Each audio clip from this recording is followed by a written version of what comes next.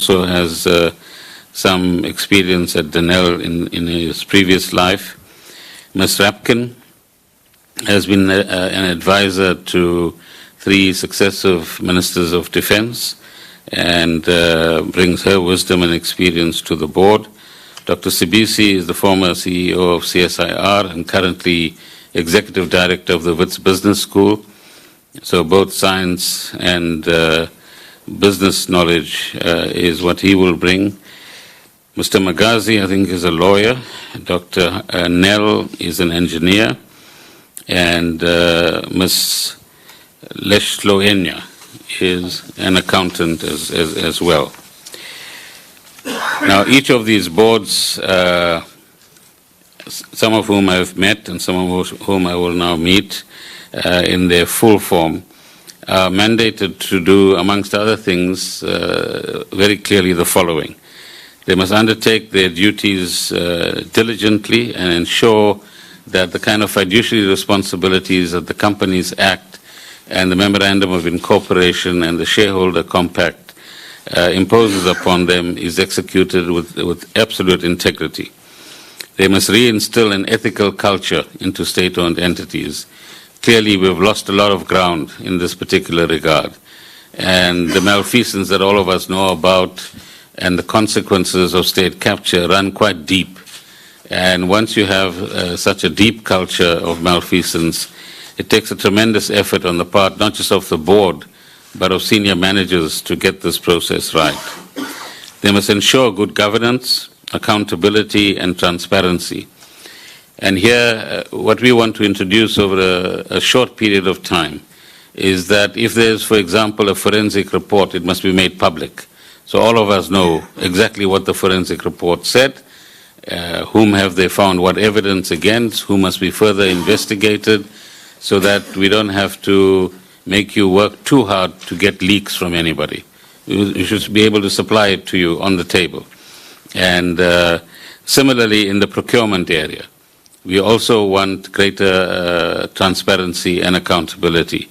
In some instances it happens, and as you know, there have been major transactions running into hundreds of billions of rands at state-owned entities which have very questionable processes. And excuse me. And these are things that should become matters of the past as we go along. We want to also try and encourage the right kind of relationship between boards and management. We've come across in interviewing board members of previous boards and a tendency to begin to assume operational responsibility.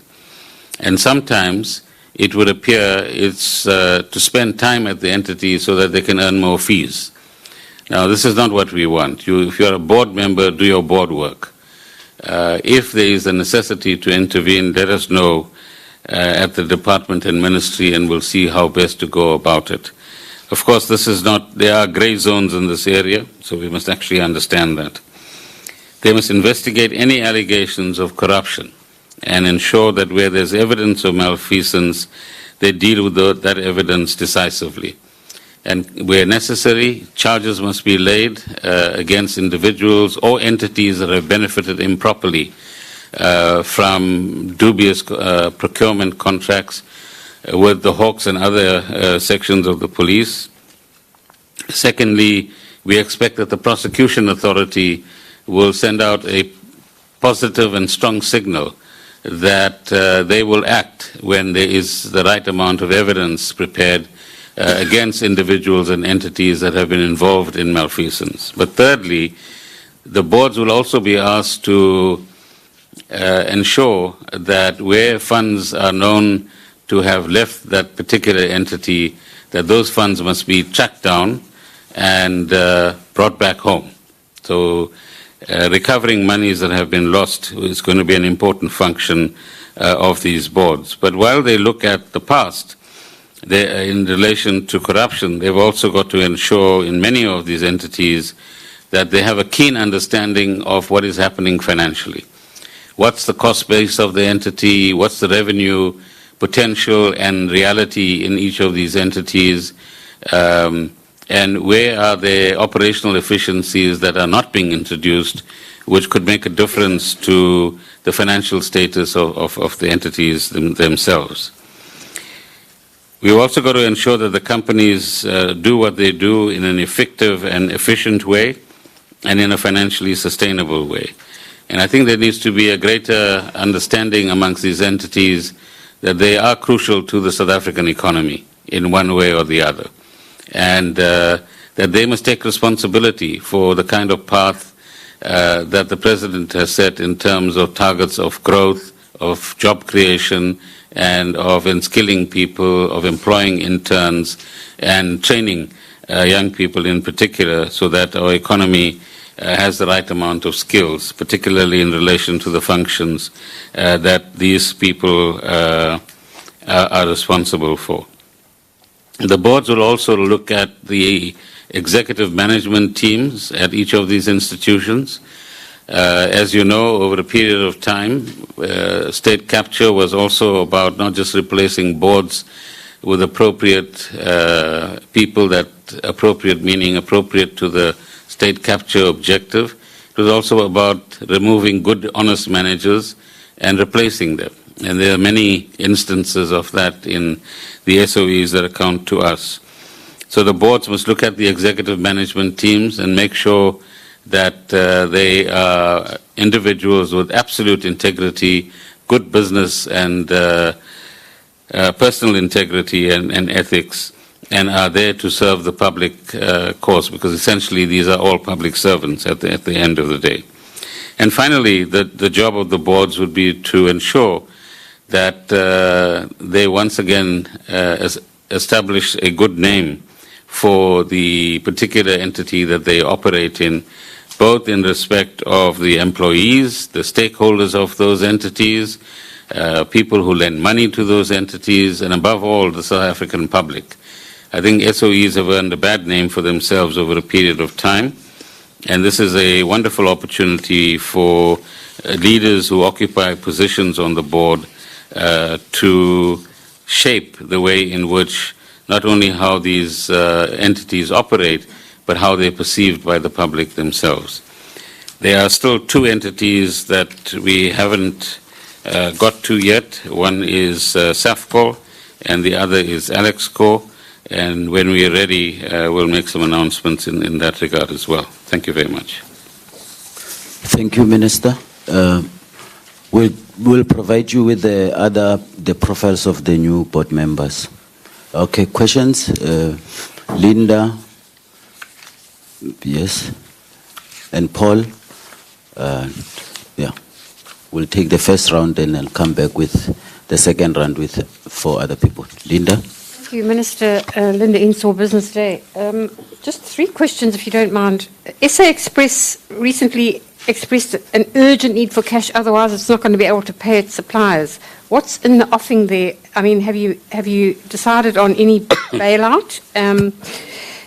If you could clarify the commitment letter that you gave to SAA, what it contained and why it was necessary.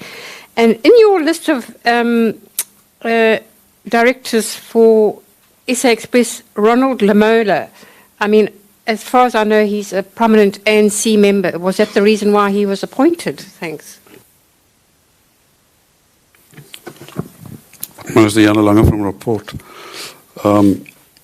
Yesterday's news about municipalities and last week's session about the debt of the municipal debt to Eskom, there was a decision by the Portfolio Committee, by SCOPA, that an interministerial committee will be approached and to try and find a solution to this.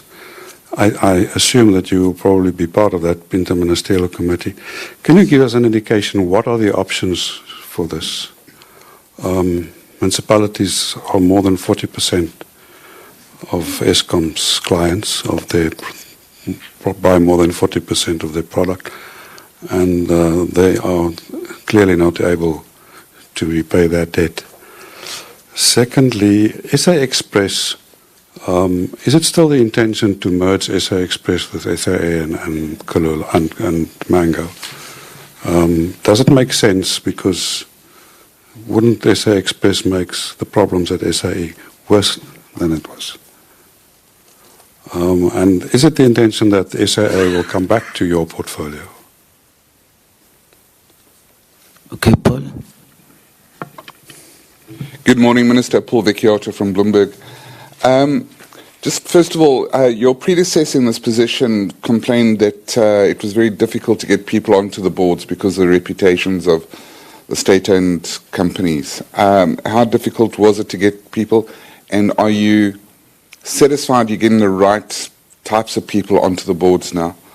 Then secondly, what steps will be taken to reduce Eskom's risk to the fiscus? This doesn't necessarily mean reducing the risk, the debt, but the risk to the fiscus, which was identified as the immediate predecessor finance minister as the biggest risk to the country's fiscus. Thank you.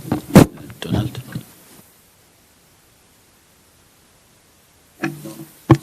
Minister. Yeah, Donald, go ahead. Donald Presley from The Messenger. Minister, I've been around the block long enough to recall that some of the names associated with being chief executives and so on who are still in place went through quite a topsy-turvy phase some time ago. I have in mind Mr. Garmer from Transnet. Are you going to be looking at these old issues again? And are there more people in your mind that need to be investigated in top positions in the state-owned enterprises? Are there more than? Are we going to be seeing more suspensions, prosecutions, and so forth? Can you give us a sort of an idea of the quantum of these? Okay, thanks. Let the minister respond, and I'll give you the second chance. Minister. Thank you. SA Express, I think many of these entities are going to require, let's call it legitimate cash for operational purposes.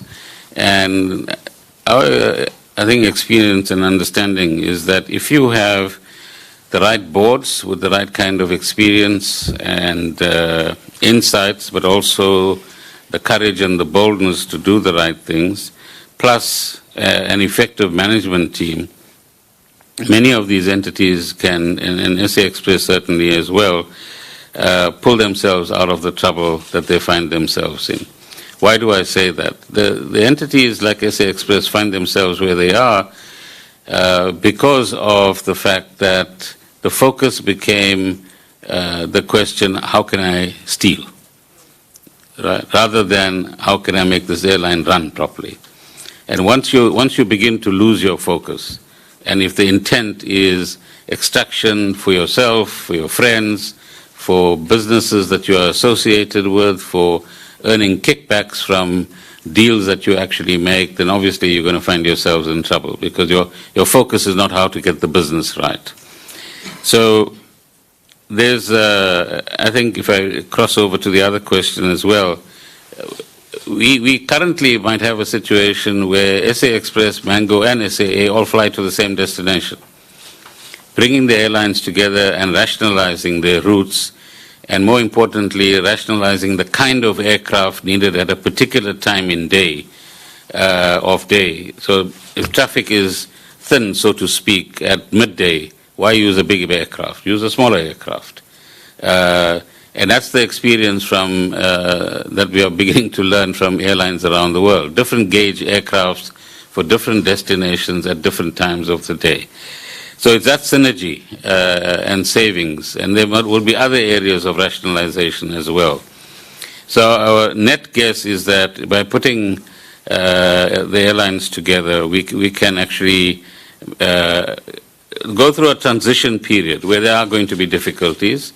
And I think more recently there have been some good pieces written by your constituency, understanding the reality that closing down something is far more expensive than operating it and taking it into a more survivalistic mode and then more successful mode at a later point in time. Secondly, if you have something that's dysfunctional, and you want to try and sell it, you're going to get very little for it. So the real challenge, I think, for us is putting the right people in the right places, both on boards and management teams, both at a business level and technical level, and having the right oversight and accountability over them so that we know that they're actually doing the right things. It also means that in the department, we need the technical capability to understand what all these entities are doing. And that's another process that we are involved in at the moment. So I wouldn't see this as a bailout, but there are talks with the Treasury to get some short-term cash. I mean, if you need to buy tires, you need to buy tires. And if you don't have the cash at the moment, then you need a bit of cash facility so that you can get aeroplanes off the ground. And if you do, you'll earn revenue. And if you earn a reputation, again, for punctuality and serving the secondary cities and other less popular routes in South Africa well, you'll draw customers again. And that begins a virtuous cycle as we go forward. SAA is not with us at the moment, Linda, so there was no commitment letter from me to SAA, probably from Minister Nene. So I told you it's early in the morning. I told you it's early in the morning. No, Mr. Lamola has been chosen because he's been practicing corporate law for the last 10 years. He runs his own company. He's got a master's in corporate law and I think another master's as well. So he's not somebody who's not a professional. And what we've done in many of the boards, on all the boards, is try to get a gender balance right, try to get the balance between experienced and younger people right, give new opportunities to young professionals, lawyers, accountants, engineers, so that another generation of board members can actually learn from the more experienced ones and ensure that we have enough people there with the right integrity and leadership to steer entities and those boards and management teams in the right kind of direction. So that's the broad objective that we've tried to accomplish. Jan, on the municipal debt issue, I think it's going to take us some time to unravel the spaghetti, but amongst the things that we need to look at, which we will do shortly more intensely, because otherwise you get into this tangle which says you owe us pay, and the other response will be we can't pay, we don't have money. And then you get locked into a gridlock that you can't get out of. So in the first instance, we've got to look at whether municipalities have the right collection capability. Secondly, what's the compliance culture in various communities? In other words, the willingness to pay. Thirdly, what is the relationship between Eskom and the municipalities? So there are some odd practices that have crept in over time, where, for example, it appears they have a ceiling for each municipality and area in terms of the amount of power that they think that municipality will draw at the maximum. And if you go past the maximum, for whatever reason, you attract a penalty. But that penalty, if you go past that maximum for 1 hour, I think the penalty is for 4 months. 6 months. Right, so 1 hour equals 6 months. Now, that can't be fair. So we want to look at the pricing policy of Eskom as well and ask the board to do that more carefully and unravel all of these different elements. And at the end of the day, once we get some of the technical aspects right, it's going to be about political will. Are we going to start engaging with communities, which we should, to explain how electricity works and its pricing works and how the sustainability of institutions like Eskom works? So I think we have a reasonable grasp of the issues. We must now get down to not just the talking, but making some moves to cut, it's an unfortunate pun, but the Gordian knot, and so that we can start a process of transformation around municipalities themselves. I've answered the merger point. SAA coming back to DPE, we anticipate that it would. I think it's a question of timing. Paul, difficult to get people on the board? Right now, no. You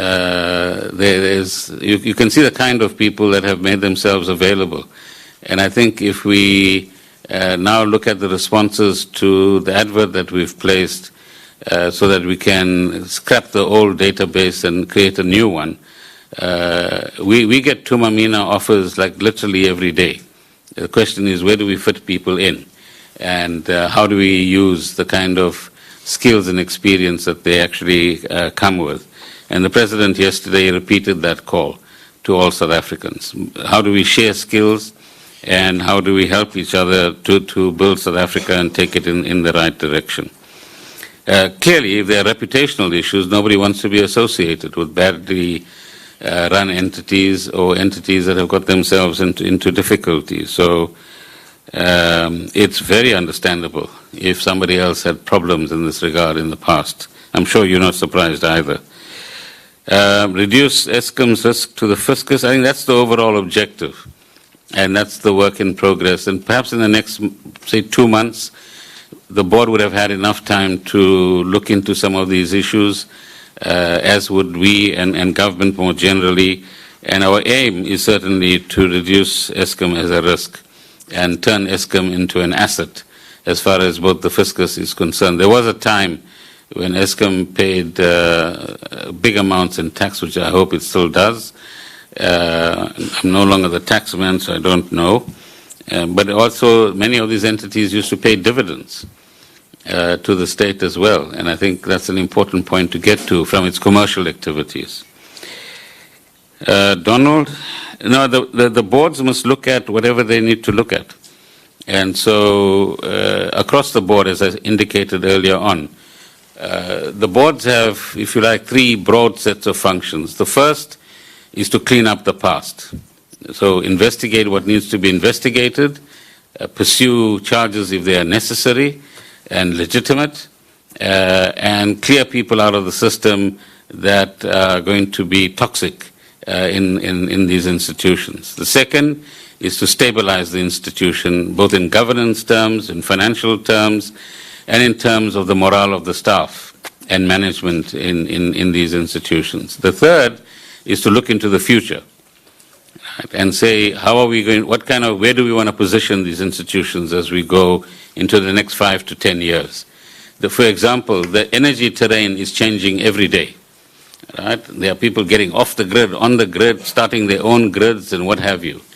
Now, if you remain static on the basis of a view developed 5 years ago, then you'll run, like any other business, you'll run into trouble. So if you want an example, maybe 10 years ago, all of you used Nokia phones, right? Nokia has virtually disappeared, except for the small burner phones that they now market. And the question is why? All of you used to be proud Kodak users. That's gone as well. Motorola, that's gone as well. So those are very good business examples of the kind of stuff that people have to actually deal with as we go forward. So those are the 3 core tasks that these entities and their boards and management teams have to look at. Okay. Thanks, Minister. Can I, last page. Pretoria, any question, Ismail? Thanks, Chairperson. Yes, we do have a question from Pretoria. Okay, go ahead. It's Terence, Creamer Engineering News. Thanks, Minister. Just on what we've learned over the last few years is that people matter, and the new people at these boards are going to matter very much. How have you vetted these people in such a short time? And what safeguards have you got in place if you find that maybe you've chosen the wrong people? And I did one name that didn't seem to come up was Alana Kinsley from the Transnet board. If you could just confirm whether that name is still on the board. And then the President made an announcement around the President SOE Council.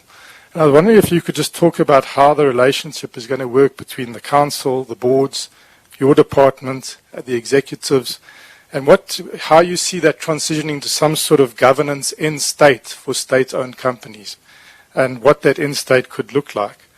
And then besides Mr. Khadebe's name on the Eskom list, I think the name was also put forward for CFO of Eskom. Was that considered, or was that a board competence? And then just on Eskom again, and on the three imperatives: clean up, stabilize, and look to the future. On looking to the future, how much leeway have you given the Eskom board and the executives in terms of looking to that future with the corporate plan coming up in September? You mentioned the changes that are taking place in that environment of energy, but also in terms of asset sales or the radical restructuring of Eskom, whether it's going to be just a cleaning up of what we have, or whether we can envisage something more dramatic in terms of the structure of Eskom. Thank you. Okay, thanks, Pretoria.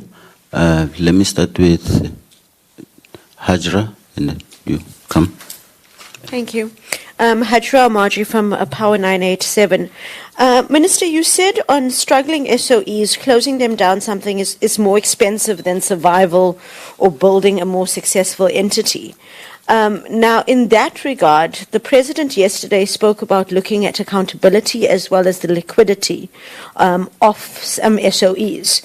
Where is the debate right now? Is it possibly selling off non-strategic assets in SOEs, or is it looking at a shareholder model where perhaps government still owns 51%, but you sell off a percentage?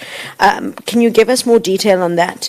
And then also on the issue around how these SOEs will be governed. I think it was before the Davos meeting where Ramaphosa, he was dealing with the Eskom matter at the time, and he said he doesn't believe the shareholder needs to manage SOEs, but simply play an oversight role. So what will government's relationship be with the boards, and what will the board's relationship be with the management? I hope I make sense. Okay, Lamise from Fin24. Part of the mandate for the boards is to investigate allegations of corruption and then take action or recover the monies. And so just regarding Eskom, those that resigned, if it is found through the investigations that, those people are implicated, will action be taken against them? Against those at Eskom who have resigned? The last one, yes. Lindsay Dentlinger, Eyewitness News. Minister, last week your department placed an advert calling on people to apply to be members of the boards. Is that for the boards that you still mentioned, or for the companies that you've mentioned that still require boards, or are you hoping to create some type of database of people that you can draw from when you need to? Okay. Minister, you can go ahead. No, thank you. I didn't know there was somebody called Pretoria in Pretoria. It was Terence Kramer. Terence, okay. Yeah. You're absolutely right, Terence, that people matter. And sometimes you have instances where for a particular period of time somebody might appear to be absolutely clean, with integrity, and suddenly there's a twist in the tail, as we're learning over the last few years. So human beings have their fragility as well. So the mechanism that we have is that of a special general meeting in terms of the Companies Act, and Section 71 of the Companies Act entitles us to, as a shareholder, call into question any board member if we have sufficient proof of malfeasance or impropriety or whatever the case might be. But also that section requires us to hear people out. And you asked about some of the other names earlier on. So we have meticulously listened to people who were on the previous board, given them an opportunity to state their case, considered very carefully what their case was, if they wanted to remain, if they wanted to resign, well, that was a different matter, which was the case with Ms. Kinley. And then we decide what kind of mix of skills we need, which I spelt out earlier on, and do a search of our own from the old database, but also by talking to different types of organizations. And that's the mix that we have at the moment. So the Companies Act allows us to review the boards, and in any event, if you like, the contract between the board member that is appointed and government or the shareholder is that you are appointed for 3 years subject to an annual review. So that's part of the conditionality that's actually built in. So if there's anything extraordinary, there are legal mechanisms. These are not arbitrary. These are legal mechanisms to ensure that we can get the right thing done. On Ms. Kinley, she decided not to continue, so that's why her name doesn't appear. On the SOE Council, and that's linked to Hajra's point as well, that's something that the President announced yesterday. I think he will give the public and yourselves a better feel once he has an opportunity, perhaps this afternoon when he responds to the debate on his budget vote. But let's wait for some clarity from his side or from the later briefing that you would get from Cabinet. It's not my place to speak on behalf of him or Cabinet in that particular regard. Mr. Hadebe and CFO, well, the board considered a set of names. There were initially, I think, over 200 and something applicants or names that they had before them. They narrowed it down to a number, and then they interviewed people, and they then came up with the suggestion which we have just announced. And the CFO position is also under consideration by the board at ESCOM itself. Does ESCOM have the leeway to do what it wants to do? I think in the first instance, remember that ESCOM is an implementer of policy that is developed by the Department of Energy and adopted by government. That policy is articulated in the Integrated Resource Plan. A new Integrated Resource Plan is due sometime soon, as Minister Hadebe, the Minister of Energy, has announced. And it is in that context that ESCOM will then look at what it does and what its role is, and the board will then determine how ESCOM is to implement the decisions that government makes in that regard. Secondly, in looking at the operating model or the business model of each of these entities, clearly the boards will have to review whether structures actually match strategy and the objectives that we've actually set for ourselves. And if there is a need to review some of these elements, there is a government policy, I think, adopted in about 2016 and recommended by the Presidential Review Committee. And just coming out of Parliament there, Public Enterprises Minister Pravin Gordhan announcing some of the changes that he's made to board, specifically with the state-owned enterprises in his portfolio. Also announcing ESCOM's new CEO, Bakamani Hadebe. Of course, he has been an acting CEO, has now been confirmed. Also, the likes of Ronald Ramola also being brought into SA Express and the board member.